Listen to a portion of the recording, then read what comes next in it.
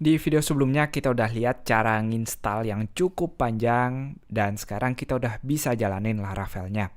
Kalau teman-teman pakai built-in PHP-nya atau built-in servernya bisa langsung menggunakan PHP Artisan Serve di sini seperti yang kita lihat. Ini dia PHP Artisan Serve, nanti dia akan jalanin di localhost 8000. Tapi kalau teman-teman pakai MEMP atau SAM sama sekali nggak ada masalah, tinggal diatur di htdocs-nya. Saya naruh di folder blogi, lalu nanti kita harus ngarahin ke bagian publiknya karena root-nya berada di public di sini.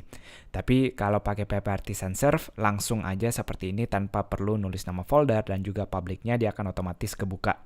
Nah, saya akan biarkan seperti ini, kita pakai localhost 8000, nggak wajib, silahkan teman-teman tetap pakai install mem-nya atau sem-nya sama sekali nggak ada masalah. Intinya kita mau mulai ngelihat isi dari Laravel ini. Nah, pada saat pertama kali kita akan ngelihat banyak banget file, banyak banget folder. Teman-teman jangan bingung, sama sekali nggak akan masuk kalau saya jelasin satu-satu apa folder ini, apa file ini.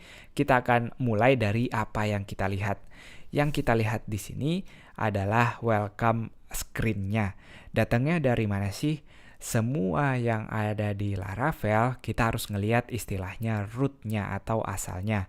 Root-nya sendiri berada di dalam folder roots, lalu ada beberapa file di sini. Untuk sekarang kita cuma perlu ngelihat web.php-nya yang standarnya atau default-nya. Nah, kita lihat di sini ada metode, kita bisa hilangkan yang pertama komentarnya, hanya komentar di sana. Kita ngelihat kalau kita ke root ini atau ke bagian home-nya, maka kita akan manggil metode view-nya, lalu manggil file namanya welcome. Metode view ini tugasnya apa sih? Metode view ini dia akan manggil di dalam folder resources, lalu di dalam folder views, dia akan nyari yang namanya welcome.blade.php.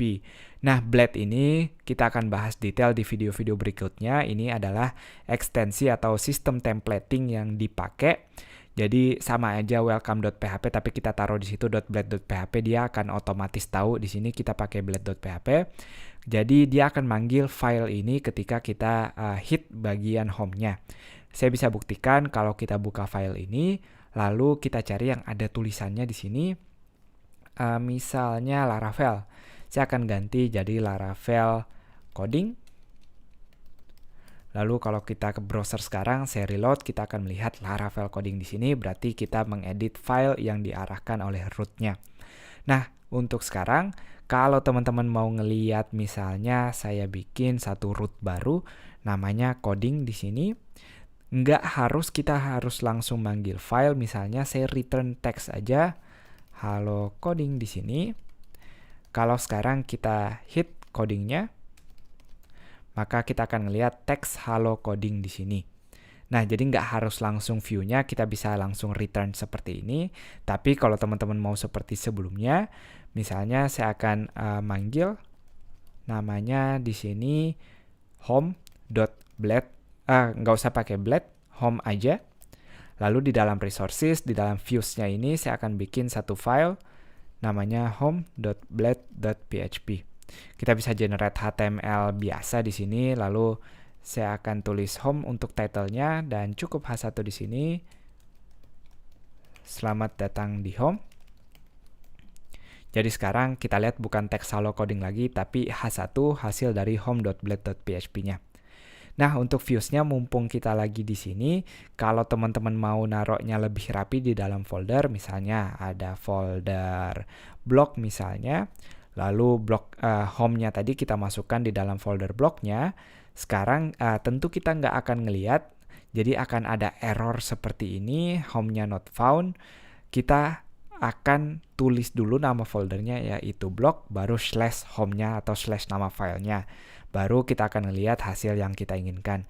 Ngomong-ngomong, kalau teman-teman baru pertama kali ke bagian folder config-nya lalu app.php, di sini kita mau bikin app debug-nya jadi true biar kita bisa ngelihat kalau ada error jadi lebih detail. Nah, tapi nanti kalau udah di deploy atau udah buat production, kita nggak mau ngeliatin lagi error-errornya, jadi cukup pada saat develop atau pada saat ngembangin aja. Nah, itu dia untuk awalnya. Jadi kita udah ngeliat awalnya dari mana sih? Awalnya dari root, sekali lagi foldernya. Lalu di dalam file web.php di sini kita bisa ngatur apa yang di URL-nya dan apa yang kita kasih atau tampilan apa yang kita ingin kasih ke usernya. Itu dia, semoga jelas. Sampai jumpa di bagian berikutnya.